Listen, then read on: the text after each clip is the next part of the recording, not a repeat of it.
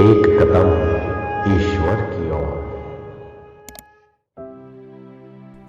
निर्वाण प्रकरण पूर्वार्ध सर्ग 13वां। पहले तत्वज्ञान से वासना क्षय का प्रकार बतलाने के अनंतर अब प्राण निरोध रूप योग से वासना विनाश का प्रकार बतलाने के लिए रची जा रही भूमिका का वर्णन।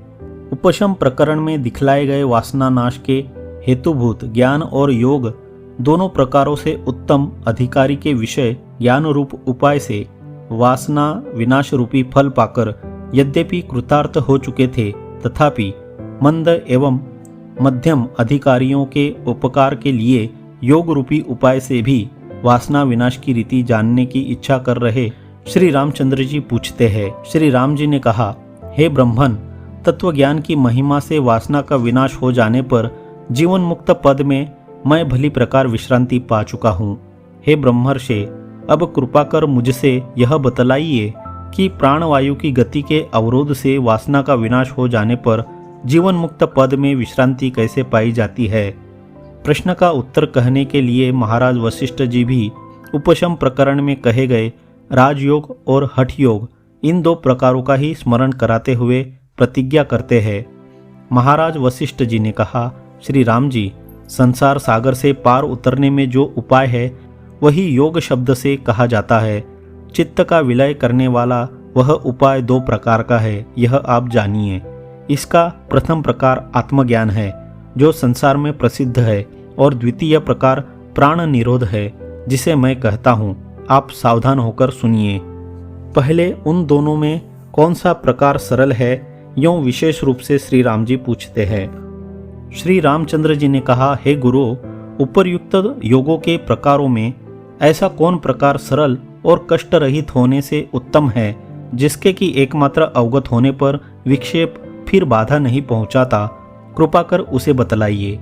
महाराज वशिष्ठ जी ने कहा, हे श्री रामभद्र, यद्यपि शास्त्रों में योग शब्द से उपर्युक्त दोनों ही प्रकार अर्थात आत्मज्ञान और प्राण संरोध कहे गए हैं, तथापि यह योग शब्द प्राण निरोध में ही अधिक प्रसिद्धि को प्राप्त हुआ है। संसार सागर से पार उतरने की पद्धति में एक योग अर्थात प्राण निरोध और दूसरा ज्ञान, ये दोनों एक फल देने वाले समान उपाय है, यो मुनियों द्वारा कहा गया है। किसी के लिए यानी प्राण निरोध जन्य दुख के सहने में असमर्थ सुकुमार चेता पुरुष के लिए योग हठ योग असाध्य है, और किसी के लिए यानी विचार में अकुशल कठोर चेता पुरुष के लिए ज्ञान निश्चय रूप दूसरा योग असाध्य है। परंतु शुद्ध चित्त और विचार में कुशल मुझे तो ज्ञान निश्चय दूसरा योग ही सुसाध्य है, ऐसा अभिमत है। ज्ञान और अज्ञान के स्वरूप का विवेक करने की सामर्थ्य न रहने पर ही विचार में अपटुता होती है, परंतु वह असामर्थ्य प्रमाण में कुशल पुरुष के लिए तो स्वप्न में भी नहीं रह सकती। इस आशय से कहते हैं, वह प्रसिद्ध अज्ञान स्वप्न में भी अज्ञात नहीं रह सकता, और ज्ञान भी सभी अवस्थाओं में सदा ही स्वयं प्रकाशमान रहता है। चूंकि अज्ञान सदा ही साक्षी द्वारा भासित होता है, ज्ञान स्वयं प्रकाश होने से स्वतः ही प्रकाशमान रहता है, और इन दोनों का वैधर्म्य अनुभव से ही प्रस्फुरित होता है,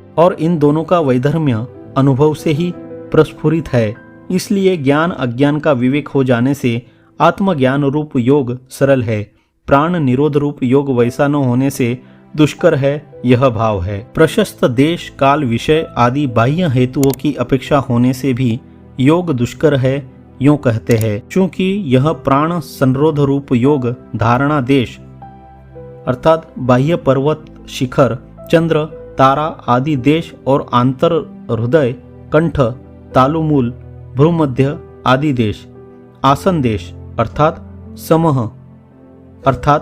सम पवित्र कंकड़ अग्नि और बालुका से वर्जित कलकल ध्वनि जलाश्रय आदि से शून्य मनोहर चक्षु में पीड़ा न पहुंचाने वाला आदि विशेषणों से श्रुति स्मृति में वर्णित आसन देश आदि से साध्य है, अतः सुख साध्य नहीं हो सकता।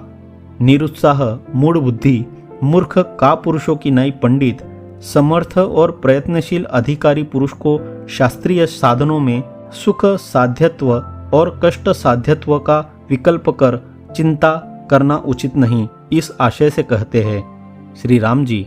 अथवा आपके लिए सुख साध्यत्व और कष्ट साध्यत्व का विचार करना उचित नहीं है। इस प्रकार अवान्तर प्रश्न का अर्थात बीच में आए हुए कतरह शोभनः वाले प्रश्न का निराश कर पहले प्रश्न का उत्तर देने के लिए उपक्रम करते हैं। हे रघुवीर, ज्ञान और योग ये दोनों ही उपाय शास्त्रों में कहे गए हैं। उन दोनों में से आत्म पदार्थ रूप ज्ञेय को निर्मल करने वाला सब ज्ञानों से परे स्थित आत्मज्ञान आपको बतलाया गया। हे साधो, अब आप यह योग सुनिए जो कि प्राण और अपान की समता रूप से प्रसिद्ध है, दृढ़ देह रूपी गुहा का आश्रय करने वाला है, सिद्धि की इच्छा करने वालों को खेचरत्व आदि अनंत सिद्धियों को देने वाला है और ज्ञान की इच्छा करने वालों को आत्म साक्षात्कार कराने वाला है। सुनिए। समाधि सुख में विश्रांति रूप फल के कथन द्वारा भी प्रशंसा कर रहे महर्षि वशिष्ठ जी वहीं योग श्री रामचंद्र जी से कहते हैं, हे राजपुत्र श्री रामभद्र, प्रयत्नशील चित्त से प्राण गति के निरोध से होने वाली निष्ठा को प्राप्त होकर यदि आप चित्तवृत्ति निरोध के अभ्यास से प्रत्यग रूप अक्षय परम पद में भली प्रकार स्थिरता प्राप्त कर लेंगे तो वाणी और मन के अगोचर निरतिशय आनंद स्वरूप होकर आप स्थित रहेंगे। 13वां सर्ग समाप्त।